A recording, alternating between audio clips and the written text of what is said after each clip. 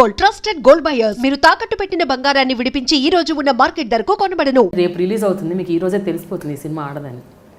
So how do you feel? అలా ఎలాంటి ఏ సినిమాలకు జరిగింది అలా? నాకు మున్నా సినిమా అండి, నేను కంటిన్యూగా సక్సెస్ ఉన్నప్పుడు మొన్న 3 o'clock షో చూడగానే అర్థమైపోయింది ఏదో సంథింగ్ మిస్సింగ్ అని. ఆ రోజు ప్రింట్లన్నీ పంపించిన తర్వాత అందరు డిస్ట్రిబ్యూటర్లకు ఫోన్ చేసి మాట్లాడా, కొంచెం డిసప్పాయింట్ చేస్తుంది సినిమా, మరి ఇంకా నా జడ్జిమెంట్ను దాటి ఆడియన్స్కి నచ్చితే మనం అదృష్టవంతులము, బట్ ఏం ఫీల్ కావద్దు, ఐఎమ్ దేర్. అండ్ మొన్న చెలియా, నాకు దాని గురించి ఏం తెలియదు, రేపు రిలీజ్ అనగా ఈరోజు చూసి అందరికి ఫోన్ చేసి చెప్పేశాను, bad film, but wrong step వేసేసాము, మన చేతిలో లేదు అది. సో ఓకే బంగారం ఆడింది కదా అని మణిరత్నం గారి సినిమా ఇంట్రెస్ట్ ఉంటుందని వెళ్ళాము, but miss fire, leave it. జనరల్గా అండి మీరు ఒక డిస్ట్రిబ్యూటర్గా మీ కెరియర్ స్టార్ట్ చేశారు. సో మీకు డిస్ట్రిబ్యూటర్గా అందులో ఉన్న సాధక బాధకాలు, కష్టాలు, సమస్యలు, ఛాలెంజెస్ అన్నీ తెలుసు. సో ఆ టైంలో మీరు కూడా థియేటర్స్ కోసం స్ట్రగుల్ అయ్యారు. ఆ టైంలో మీరు కూడా మీరు కొన్న సినిమాలకి థియేటర్ దొరక్క మీరు కింద మీద పడ్డారు. ఆ రోజులు గుర్తున్నాయండి? How was that struggle? ఆ ఇన్సిడెంట్స్ అంటే అవన్నీ నాకు గుర్తున్నాయి కాబట్టి ఇవాళ నాకు డిస్ట్రిబ్యూటర్ అంటే రెస్పెక్ట్ ఎక్కువ అండి. డిస్ట్రిబ్యూటర్ని ఎవరన్నా తిడుతుంటే నాకు నచ్చదు, ఓకే, నేను రియాక్ట్ అవుతాను. ఎందుకంటే ఫైనల్గా ఇక్కడ హోల్ ఎపిసోడ్లో 90% నష్టపోయేది డిస్ట్రిబ్యూటర్. సంవత్సరంలో వచ్చే సక్సెస్ఫుల్ ఫిలిమ్స్ ఎన్ని? 10 to 15, 10 to 20 ఫిలిమ్స్. 100 ఫిలిమ్స్ కొంటున్నారు డిస్ట్రిబ్యూటర్ అంటే ఆ 80 ఫిలిమ్స్లో వాడు నష్టపోతున్నారు, ఎవరైనా కావచ్చు. డిస్ట్రిబ్యూటర్ నష్టపోతున్నాడు. సక్సెస్ వచ్చినప్పుడు మట్టుకు ఇక్కడ కూర్చొని మేము ఫిలిం నగర్లో మా ఆలోచన ఎలా ఉంటాయంటే, డిస్ట్రిబ్యూటర్ మా సినిమాలు మొత్తం తినేస్తున్నాడు, మనకు అన్ని దొంగ లెక్కలు చూపిస్తున్నాడు, ఈ ఫీలింగ్లో ఉంటారు. మరి మనమే ఒక ఫ్లాప్ ఇచ్చామేమన్నా, మరి మన డబ్బు ద్వారా మనం ఇచ్చిన సినిమా ద్వారా డిస్ట్రిబ్యూటర్ డబ్బు పోయిందే అని ఎవ్వరు ఆలోచించరు. ఫండమెంటలీ నాకు అది నచ్చదు. సో నేను సాధ్యమంత మట్టుకు నేను నా డిస్ట్రిబ్యూటర్లను కాపాడుకోవాలని ప్రయత్నం చేస్తాను. 90% అక్కడ నేను సక్సెస్ అయ్యాను, 10% చెప్పాను కదా. సో పర్సన్స్ ఇప్పుడు నేను వీళ్ళదే కరెక్ట్, అక్కడికి వెళ్తే అక్కడ కూడా డిస్ట్రిబ్యూటర్లు తప్పులు ఉంటాయి, వాళ్ళ చిన్న చిన్న కక్కుర్తులు ఉంటాయి. వాళ్ళది ఏంటంటే ఆ సైకిల్లో వాళ్ళకి అది కరెక్ట్ అనిపిస్తుంది. ప్రొడ్యూసర్లకు డబ్బులు ఇస్తే మనకి ఏమైనా హెల్ప్ చేస్తారా? అక్కడ ఉండే బ్యాచ్ ఉన్నారు, అక్కడ ఆలోచించే వాళ్ళు ఉన్నారు. అలా చేయడం వల్ల టోటల్గా సిస్టమ్ రాంగ్ అయిపోయింది. సిస్టమ్ సెట్ కావాలి. ఇప్పుడు మేబీ మా విషయం ఏంటంటే తొందరగా ఆన్లైన్ అయిపోయి ఎవ్రీవేర్ సిస్టమేటిక్ వైట్ అయిపోతే డెఫినెట్గా నాలాంటి ప్రొడ్యూసర్కి రెగ్యులర్గా సినిమాలు తీసే వాళ్ళకి చాలా హెల్ప్ఫుల్ అది. కానీ మీలాంటి ప్రొడ్యూసర్స్ ఎంతమంది ఉన్నారు రాజు గారు? నిజంగా చెప్పండి. పర్సంటేజ్ తక్కువ అండ్ నష్టపోయే వాళ్ళు ఎక్కువ and on top of it పెద్ద పెద్ద బడ్జెట్లు పెట్టి సినిమాలు తీసేస్తున్నారు, అవి వారం కూడా ఆడట్లేదు చాలా సినిమాలు. అందరూ నష్టపోతున్నారు, ప్రొడ్యూసరు, డిస్ట్రిబ్యూటర్లు, everybody is going for losses, theatres. So ఈ సిచ్యువేషన్ని మార్చే కష్టం అంటే ఎప్పుడు మారుద్ది అంటే సినిమా తీసేటప్పుడే ప్రతి ఒక్కరు జాగ్రత్తగా ఉండాలి. ఒక స్క్రిప్ట్ సెలెక్షన్ దగ్గర నుంచి జాగ్రత్తగా ఉండాలి. అంటే ఇక్కడ ఏమవుద్దంటే ఒక సక్సెస్ రాగానే మీరు హిస్టరీ మొత్తం చూడండి, ఒక సక్సెస్ఫుల్ సినిమా ద్వారా నెక్స్ట్ బెనిఫిట్ వచ్చేది హీరో మార్కెట్ పెరుగుద్ది, డైరెక్టర్ మార్కెట్ పెరుగుద్ది, ఆర్టిస్టుల మార్కెట్ పెరుగుద్ది, టెక్నీషియన్స్ది పెరుగుద్ది, వీళ్ళందరిది పెరుగుద్ది ఒక సక్సెస్ఫుల్ ఫిలిం ద్వారా. ఎందుకంటే వాళ్ళు లైమ్ లైట్లకు వెళ్తూ ఉంటారు. ప్రొడ్యూసర్ మార్కెట్ పెరగదు, డిస్ట్రిబ్యూటర్కు పెరగదు, ఎగ్జిబ్యూటర్కు పెరగదు. వీళ్ళు ఎందుకంటే ఈ కింద వీళ్ళందరూ బిజినెస్ మట్టుకే చేస్తారు. వీళ్ళందరూ ఓన్లీ డబ్బు పెట్టడం, వాళ్ళు తీసుకునే వాళ్ళు, వీళ్ళు ఇచ్చే డబ్బు పెట్టడము, ఎంత లాభ నష్టాలు చూసుకునేదేమో వీళ్ళు సర్వీస్ చేసేవాళ్ళు. కాబట్టి వీళ్ళ మార్కెట్ పెరుగుతూ ఉంటుంది. సో ఇక్కడ మార్కెట్ పెరిగినప్పుడు బడ్జెట్ ఎలా పెరుగుద్ది? హీరో, డైరెక్టర్, ఆర్టిస్టులు, టెక్నీషియన్స్ వీళ్ళందరూ పెరుగుతున్న కొద్దీ బడ్జెట్ పెరుగుద్ది.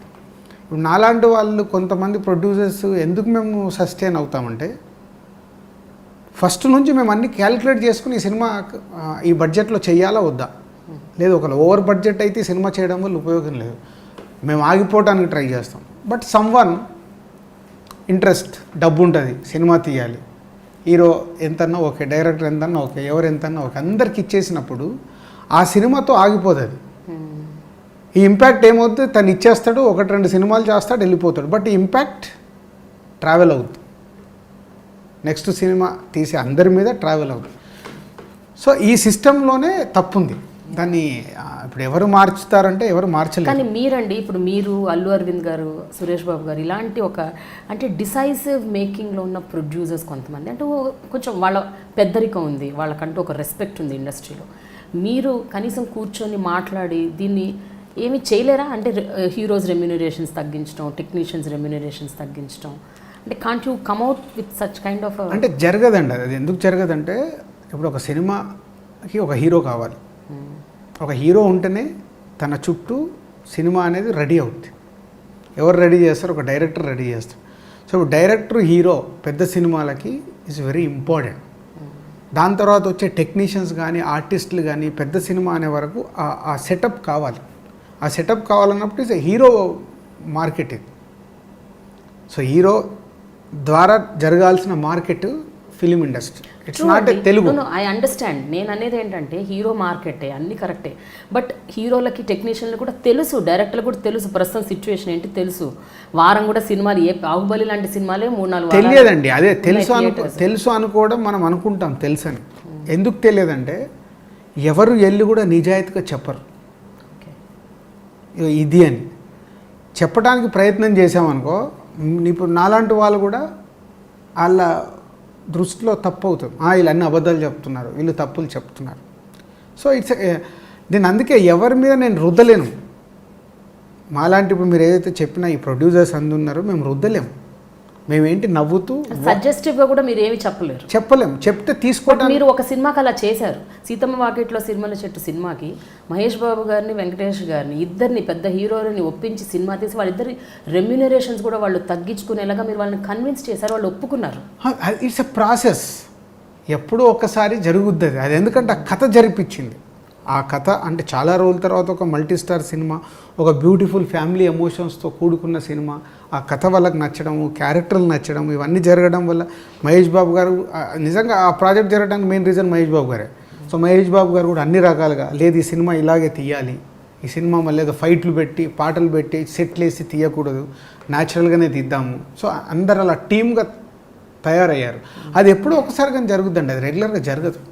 సో ఇట్స్ స్టోరీ డిమాండ్ చేయడం వల్ల మహేష్ బాబు లాంటి హీరో తగ్గడం వల్ల వెంకటేష్ గారు కూడా సపోర్ట్ చేయడం. వెంకటేష్ గారు ఈజ్ ప్రొడ్యూసర్కు సూపర్ సపోర్ట్ ఉండే హీరో. సో ఉండడం వల్ల జరిగింది అది, ఏ ఒక్కరు లేకుండా జరగదు. ఓకే రాజుగారు, మీ సినిమాలకు సంబంధించి మీరు మొదటి నుంచి తీసిన సినిమాలన్నీ చూస్తే ప్రతి సినిమాకి మీరు ఇనీషియల్గా ఒక పర్టికులర్ హీరో ఒకరిద్దరిని అనుకుని తర్వాత వేరే వాళ్ళకి జీరోయిన్ అయ్యారు. బిగినింగ్ నుంచి కూడా రైట్ ఫ్రమ్ ఆర్య, భద్ర, అందరూ యూ హ్యాడ్ 3-4 ఆప్షన్స్. ఎందుకు అట్లా? అంటే why you couldn't correct person మీరు ఎందుకు సెలెక్ట్ చేసుకోలేకపోయారు? ఒక స్క్రిప్ట్ అనుకున్నప్పుడు ముందు స్క్రిప్ట్ రెడీ అవుద్దని. ఇప్పుడు ఆ స్క్రిప్ట్ రెడీ అయినప్పుడు మేము ఒక హీరోని అనుకుంటే డైరెక్ట్గా ఫిట్ కారు. మేము చెప్పిన స్క్రిప్ట్ ఆ హీరోకి నచ్చి ఉండకపోవచ్చు. మేము అనుకున్న బాడీ లాంగ్వేజ్ ఆ హీరోకి కరెక్ట్ కాకపోవచ్చు. సో అలా ఒక స్క్రిప్ట్ ముందు రెడీ అయ్యాక హీరోని సెలెక్ట్ చేసుకోవాలి. సో అప్పుడు ఆప్షన్ ఈ హీరోకిన కాలేదనుకో ఈ హీరోకి వెళ్ళొచ్చు, హీరోకిన కాలేదనుకో హీరోకి వెళ్ళొచ్చు అనేది ఉంటుంది. పోతే ఇప్పుడు స్టార్స్తో సినిమా తీయాలన్నప్పుడు అలా చేయలేం. ఇప్పుడు దువ్వాడి జగన్నాథం ఉంది, ఇది పక్కా బన్నీ కోసం అనుకుంది, బన్నీకే రెడీ అయింది. That's what. అంటే బిగినింగ్లో మాత్రం అట్లా ఉండేది కదా, యూ హ్యాడ్ ఆప్షన్స్. ఇప్పుడు సీతమ్మ వాకిట్లో సిరిమల్ల చెట్టు ఉంది, నిజంగా మహేష్ బాబు గారు, వెంకటేష్ గారు లేకుంటే నేను అప్కమింగ్ హీరోస్తో తీయాలి. సో అట్లా డెఫినెట్ ఆప్షన్ ఉండాల్సింది ఒక స్క్రిప్ట్కి. సో స్క్రిప్ట్ రెడీ అయ్యాకే హీరో వస్తారు. బట్ స్టార్తో సినిమా తీయాలన్నప్పుడు ఈ హీరో, ఇప్పుడు నెక్స్ట్ నేను ప్రభాస్తో సినిమా తీయాలి అంటే ప్రభాస్ను దృష్టిలో పెట్టుకొని నేను అనుకున్న, మాకు ఎవరన్నా డైరెక్టర్ కానీ రైటర్ కానీ చెప్పిన ఐడియాని రెడీ చేయాలి. And for more videos, Please subscribe to iDream. Please subscribe to iDream. Please subscribe iDream. And please subscribe to iDream. For more videos, subscribe to iDream. please like, share and subscribe to the channel. Congratulations, iDream. Subscribe to iDream. Subscribe to iDream. So subscribe to iDream Media. iDream కి iDream team అందరికి huge congratulations. Please subscribe iDream Media. Please subscribe to iDream. Subscribe iDream. Please subscribe to iDream. iDream అంటే నా కళల ఛానల్ను subscribe చేసుకున్న నోరు తిరుగుతలేదు, మీరైతే గంట గుర్తు కొట్టండి. For more such videos, please subscribe to iDream. Subscribe to iDream. Please subscribe to iDream. Please subscribe iDream Media. Please do subscribe to iDream. Please subscribe to iDream Media. For best entertainment and information, please subscribe iDream. And don't forget to subscribe to iDream.